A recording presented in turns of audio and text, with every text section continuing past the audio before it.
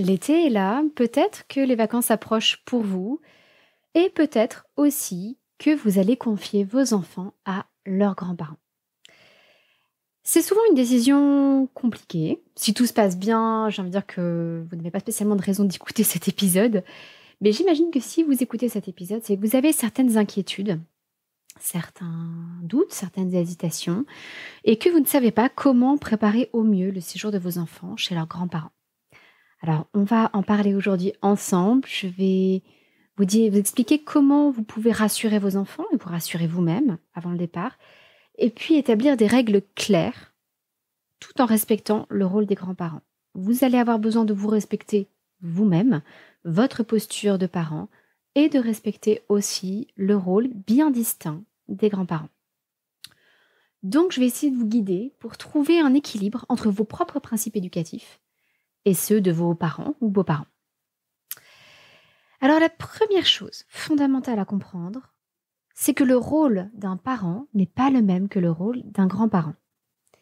C'est simple, un parent a pour rôle d'élever, d'éduquer un enfant pour en faire un adulte aussi épanoui, sain, agréable, aussi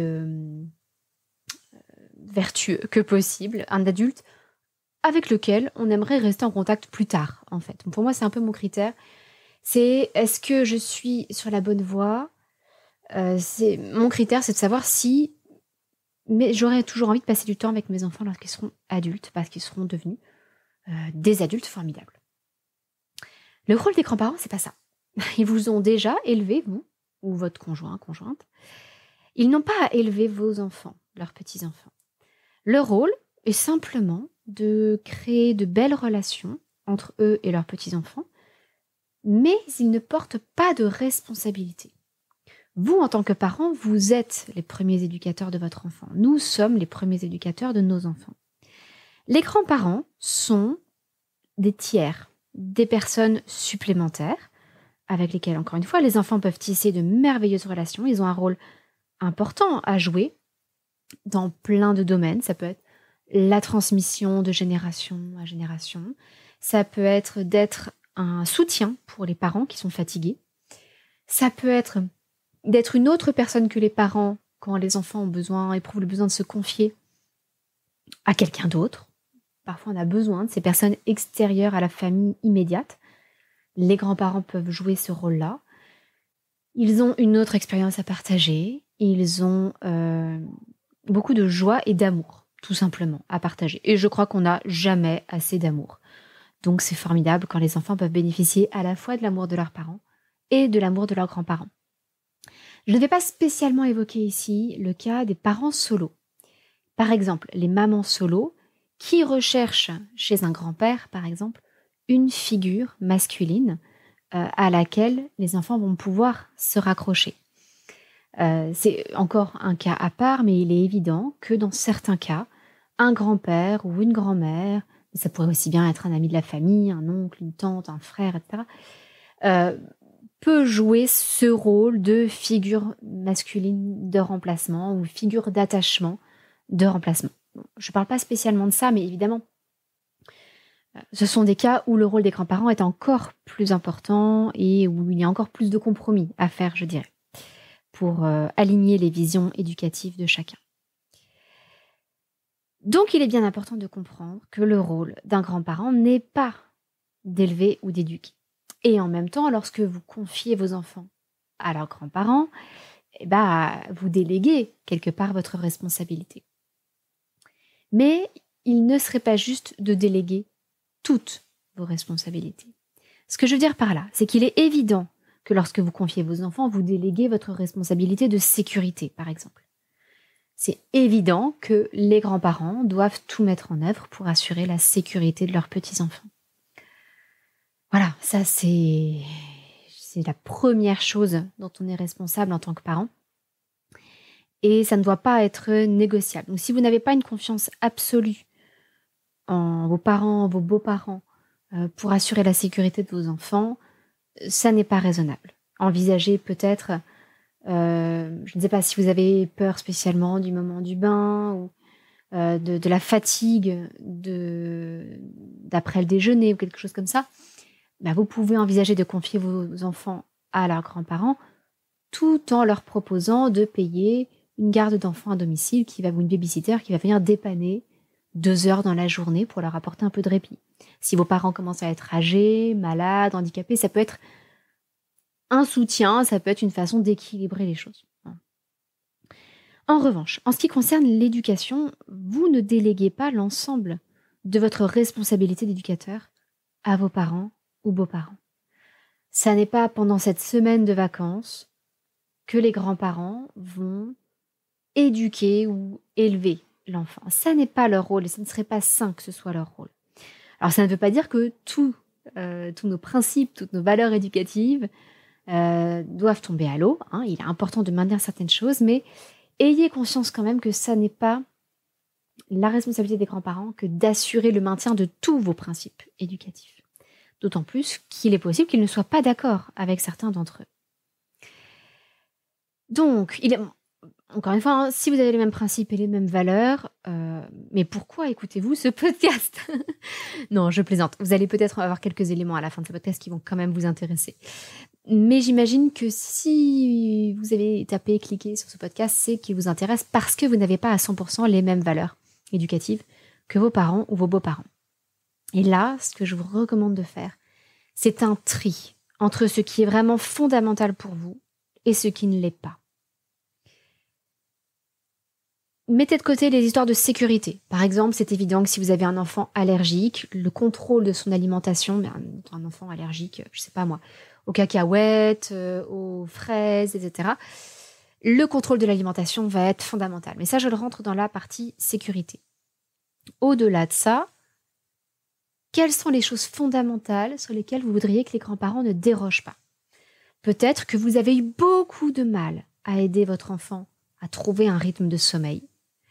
Et peut-être que lorsque ce rythme de sommeil est dérangé, il devient épuisé et épuisant, et que vous n'avez pas du tout envie, peut-être que vous travaillez pendant cette semaine-là, vous n'avez pas du tout envie de récupérer pour votre semaine de vacances avec vos enfants, un enfant détestable, épuisé, qui passera son temps à faire des colères et des crises parce qu'il sera fatigué. Donc peut-être que c'est ça votre priorité. Papa, maman, beau-papa, belle-maman, voilà. S'il y a une chose qui est vraiment importante pour moi, c'est qu'on respecte le rythme de sommeil de Théo, de Léa, parce que si c'est pas le cas, ça me complique énormément les choses derrière. Donc c'est tout ce que je vous demande. Est-ce que vous pouvez, par exemple, le laisser dormir le matin ou ne pas le laisser dormir après telle heure le matin, le coucher au plus tard à telle heure pour la sieste, ne pas le laisser dormir après telle heure pour la sieste. Je ne sais pas quel système vous avez trouvé. Ça vous est propre, justement, dans votre éducation, dans la façon d'élever votre enfant. Mais à vous, là, de passer des consignes qui, justement, vont être assez rigides. Et peut-être qu'à côté de ça, vous n'en avez rien à faire de ce que votre enfant va manger pendant une semaine. Allez, pizza glace, super, allez-y, faites-vous plaisir.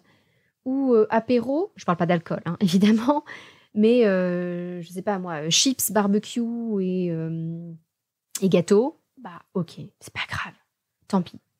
Peut-être qu'à l'inverse, c'est quelque chose sur lequel vous avez beaucoup travaillé avec votre enfant, qui a des soucis avec l'alimentation. Peut-être que c'est un enfant qui ne mange pas assez ou qui s'alimente en général assez mal. Peut-être que vous voulez l'encourager à développer une alimentation plus saine et que c'est ça votre priorité. À ce moment-là, vous allez passer vos consignes là-dessus. Peut-être que votre priorité est qu'il ne passe pas trop de temps sur les écrans. Parce que vous sentez bien qu'après, c'est très compliqué de revenir en arrière, de revenir à un système où il a moins d'écran. Vous sentez qu'il y a une forme d'addiction qui se crée rapidement. Vous avez un enfant qui est peut-être plus susceptible aux écrans. Donc, essayez comme ça de trouver le ou les points fondamentaux sur lesquels vous ne voudriez vraiment pas transiger. Et là, je vous encourage vraiment à n'en avoir que 2 ou 3 grands maximum. À vous de voir, mais limiter au maximum. De toute façon, si vous passez trop de consignes, c'est simple, les grands-parents ne réussiront pas à les mettre en œuvre et à les appliquer. Peut-être aussi que votre enfant va en profiter un petit peu, aller tester davantage les limites. Donc poser trop de limites, ça serait compliqué aussi pour les grands-parents. Alors n'ayez pas peur non plus en vous disant mais si je relâche sur tout le reste, ça va être horrible à la maison ensuite au retour, parce qu'il aura tout oublié, il aura perdu tous ses principes. Non, ça n'est pas vrai. Il faut bien vous dire que les enfants sont capables d'intégrer qu'il y a des règles différentes avec différentes personnes ou dans différents endroits. Donc pas de stress. Beaucoup de familles où les parents sont séparés, en garde alternée, etc., le savent. Les enfants comprennent qu'il y a des règles différentes d'un côté ou de l'autre. La difficulté dans les familles où les parents sont séparés, c'est que c'est souvent que quand on se retrouve dans la position de la personne qui pose plus de règles que l'autre, parce qu'on culpabilise beaucoup, on voudrait que notre enfant se sente mieux chez nous que chez l'autre. Je caricature, hein, évidemment. Et c'est frustrant quand l'autre parent laisse tout passer et on a l'impression de jouer systématiquement le mauvais rôle. Bon, dites-vous qu'après, à l'âge adulte, votre enfant vous en sera peut-être reconnaissant aussi. Là, il n'y a pas spécialement de rivalité, hein. Il n'est pas question que vos enfants aillent vivre définitivement chez les grands-parents ou d'une garde alternée. C'est temporaire, c'est pour les vacances, les enfants peuvent comprendre. Et vous pouvez leur expliquer d'ailleurs que ça n'est pas parce qu'il sera chez papy-mamie que le sommeil va changer, ou que l'alimentation va changer, ou qu'il y aura plus d'écran, ou que ceci ou que cela. Vous allez pouvoir expliquer les 2-3 règles importantes que vous voulez que les grands-parents maintiennent pendant qu'ils gardent vos enfants. Et vous pouvez expliquer ça à vos enfants pour qu'ils le sachent dès le départ. Ça va aider les grands-parents à poser le cadre de leur côté. Donc pas de stress, les enfants sont parfaitement capables d'intégrer tout ça. Et donc vous pouvez relâcher tranquillement la pression sur le reste. Et pourquoi ça va être extrêmement important de relâcher la pression et de partir serein? C'est parce qu'il est important que les enfants nous sentent en confiance, nous, leurs parents. Il est important qu'ils sentent qu'on les confie à leurs grands-parents avec beaucoup de confiance et de sérénité. Ça va les sécuriser, ça va les rassurer sur la compétence de leurs grands-parents à prendre soin d'eux. Bref, ils seront en confiance. Et c'est important aussi qu'ils sentent qu'on a délégué notre autorité, qu'on fait confiance aux grands-parents. Ça veut dire qu'ils vont être moins tentés de tester les limites. Il y en aura peut-être un peu, mais peut-être moins, s'ils sentent que parents et grands-parents sont sur la même longueur d'onde. Être sur la même longueur d'onde, ça ne veut pas dire que si les grands-parents autorisent des glaces à tous les repas, ce serait pareil à la maison.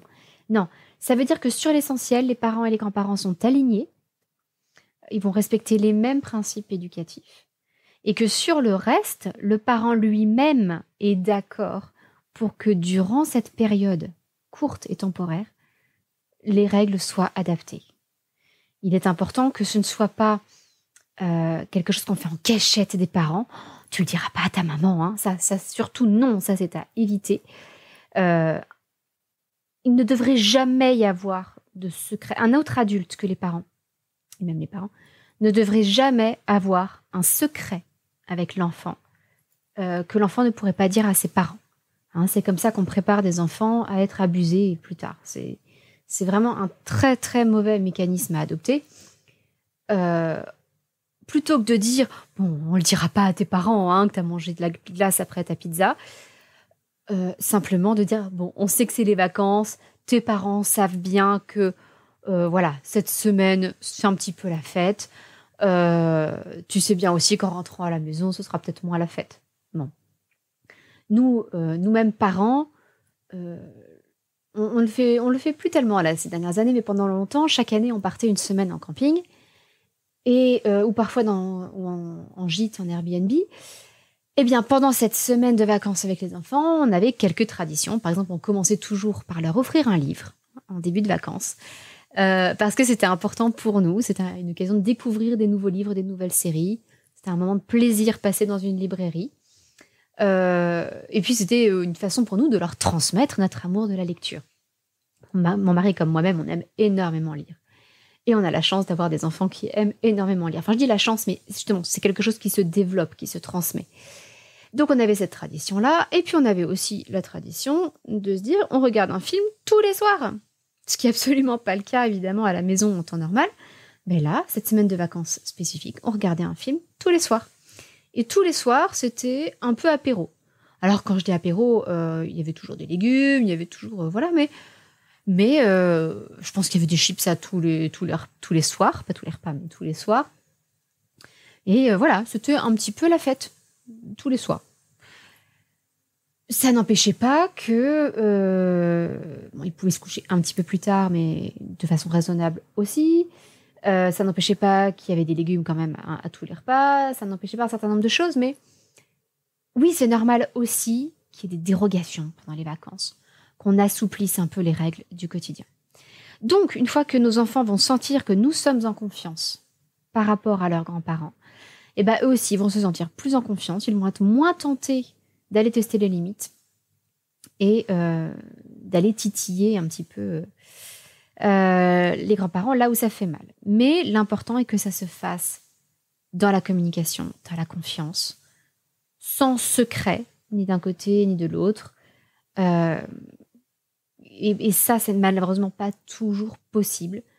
Mais c'est vrai que je trouve que c'est très compliqué quand on veut confier un enfant à quelqu'un en qui on n'a pas une confiance totale. Confiance totale, évidemment, donc comme je vous le disais, pour assurer sa sécurité, mais aussi confiance totale pour faire ce que la personne a dit qu'elle ferait. Faire confiance dans le fait que la personne va respecter les 2-3 principes éducatifs, les 2-3 choses importantes sur lesquelles on ne souhaite pas transiger. Si vous n'avez pas cette confiance, peut-être que vous n'avez pas le choix, que c'est votre seul mode de garde, que vous avez besoin d'un relais. Mais c'est peut-être dommage et peut-être que, même si ça n'est pas la famille, peut-être que des amis, peut-être que d'autres personnes peuvent être plus adaptées pour garder vos enfants pendant ce temps-là. Voilà, j'espère vous avoir aidé pour des relations de famille un peu plus apaisées entre les générations. Je sais que c'est un sujet délicat et j'espère que dans tous les cas, vous allez passer de bonnes vacances avec ou sans vos enfants. Je vous dis à très bientôt, votre petite sourisette, Anne-Laure.